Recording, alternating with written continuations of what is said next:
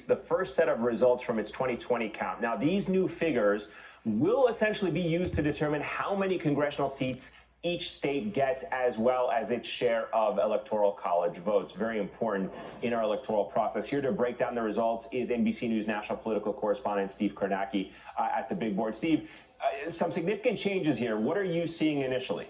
Yes, some interesting changes. Remember, what you're going to see here, these are the number of House seats that each state is going to have starting with the 2022 midterm elections for the next decade. And so here, let me show you the changes here. First of all, the states that are going to be gaining seats, or a seat at least, in the House. This is the list. There are half a dozen states that are going to be gaining, led by Texas, the only state that's going to have a gain of more than one seat. Texas will end up with 2 additional seats in the House. That reflects, again, just growing population in Texas, growing population relative to other states around the country. Texas will now have 38 House seats starting in next year's midterm elections for the next decade. That's a gain of 2 for them. Florida is going to pick up a seat. They're going to be up to 28 House seats. North Carolina, 14. They're going to be up a seat. Colorado, Oregon, Montana. Some long-term trends here. We talk about decade after decade. Texas, Florida, North Carolina. These are states that have been gaining. The Sun Belt's been gaining, for decades now. So these are the states that are going to gain representation. At whose expense are they going to gain seats? Let me show you the states that are going to lose House seats based on this new data. Here, for the first time in history, California became a state back in 1850. This is the first time since California was admitted to the Union that it's going to lose seats. Currently, it has 53. Starting next year, California will have 52 House seats, a decline of 1 seat there. Again, California had gone up, or at least not gone down, since its founding in 1850. This is the first time California will go down in terms of a number of House seats. New York State is going to lose 1. Illinois, Pennsylvania, Ohio, Michigan, West Virginia. Again, the big, broader, long-term trend here, Sun Belt states that we showed you on the first state, gaining over time. Industrial states, Midwest states losing. And by the way, Eamon, they say these census forms matter to fill out.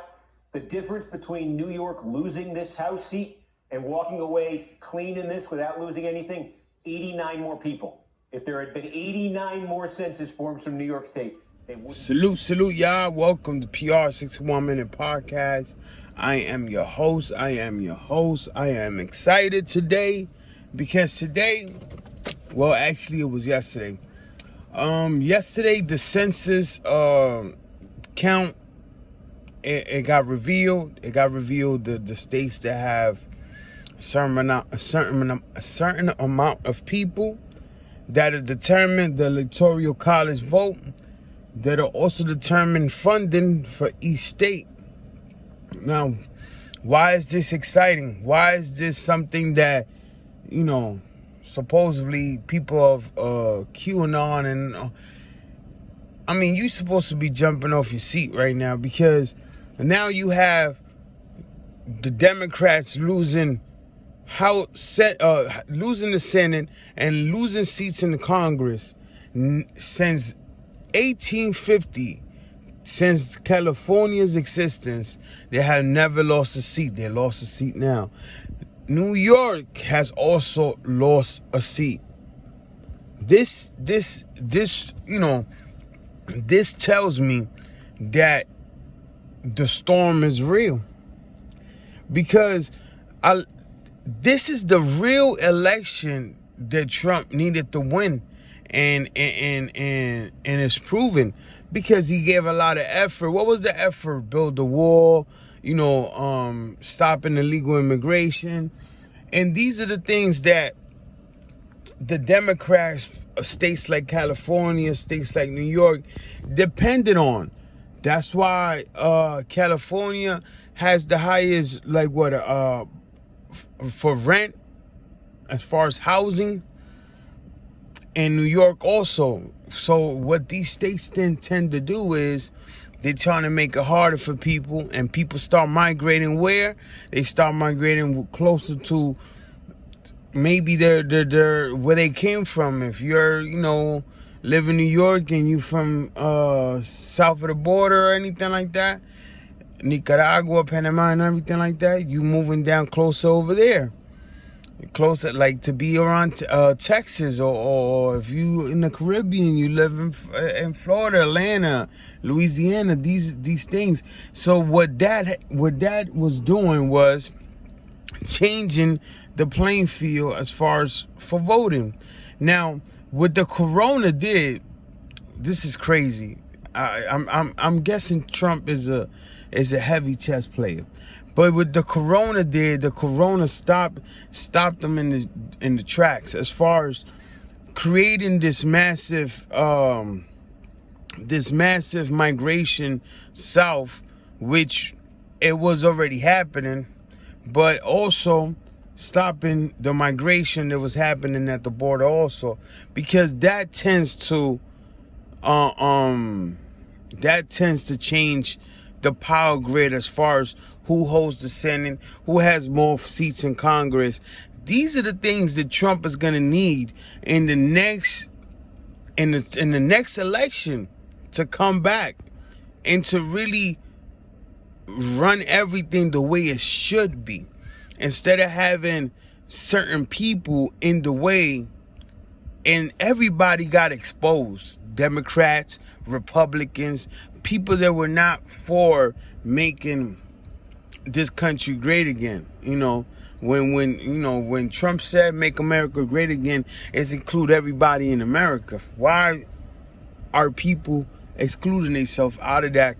I don't understand. But this is what it has come to, and people got to understand that you have to be excited right now, because now if Trump does decide to run, it's interesting. I'm so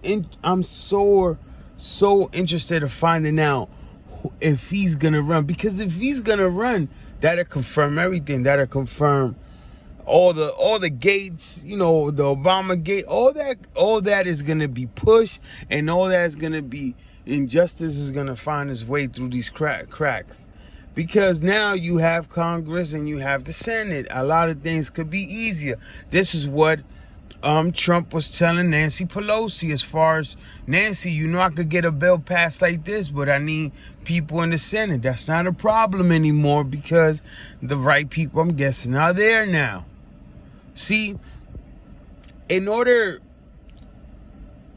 for you to find out if people are with you, some sort of, you have to sacrifice something.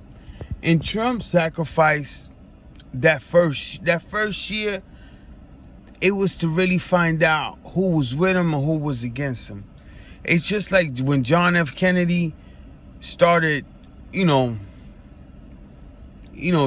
it the way it is as far as the solid South. See, because we had a solid North. But now we had a solid South. Our generation, my generation, had a solid North. Now, that's another topic. I don't want to give too much because I'm excited from what has come about with this, as far as Republicans gaining seats everywhere, as far as everything's going the right direction. Now, all I want to see as far as what's going to happen May 1st with the truth withdrawal, like, there's so much. Like, if you in QAnon and if you are part of anything that so-called, that people will call conspiracy, even though it's just right in front of your face, that this is the time when you are at the edge of your seat. Because if Trump did sign the Insurrection Act, that'll mean that everything that was said was absolutely true. And you really can't bring justice. And this is what I think JFK went wrong. That he was trying to clean house, but the house was dirty on both sides. You know what I'm saying? There was Democrats that was really they were really like the like I said, the Dixiecrats and everything like that. So this is where John F. K didn't understand that even people in his own party wanted him out of here, allegedly.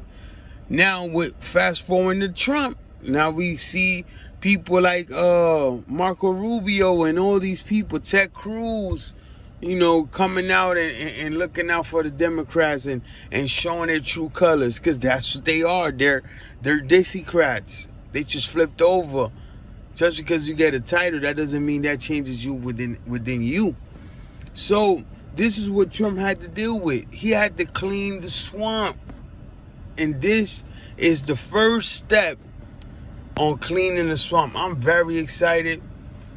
I hope you are too. All the subs, please share this, subscribe, because it's the changing of times right now.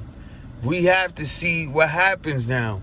What happens in May 1st when this guy signed to bring back the troops? Are the troops gonna come? Or are they gonna listen? Or are they gonna, like? There's a lot. Even if they do come, it's just too much right now to turn the other cheek and be like, oh, that's not gonna happen.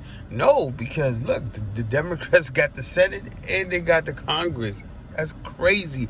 Never since 1850, California's existence, they have lost a seat. New York lost seats. Delaware lost seats. Ohio lost seats.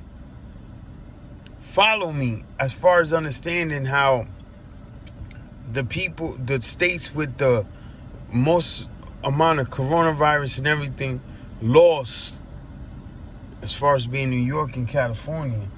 They lost. This is history right here in the making. But we are going to be doing another video. This is the victory that Trump needed to win. Like I said in the title, he lost the battle to win the war. And you can't win a war if you don't have the right people executing orders, as far as what happened in Clay right here. Look, what happened with the Hillary situation and in that situation where these people were caught red-handed, and nothing has happened to them because they have people that claim to be, by the book, but knew that they was with them. He got everybody that needed to be out of there, as far as allegedly with Jeffrey Epstein's and all of this, and all of these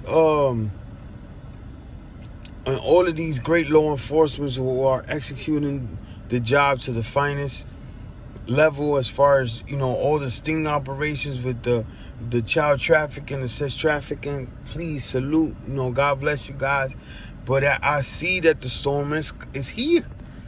And eventually, we going to wake up and we going to read the news and we going to see all these affidavits, all these names. That can happen if they don't get Senate, Congress behind.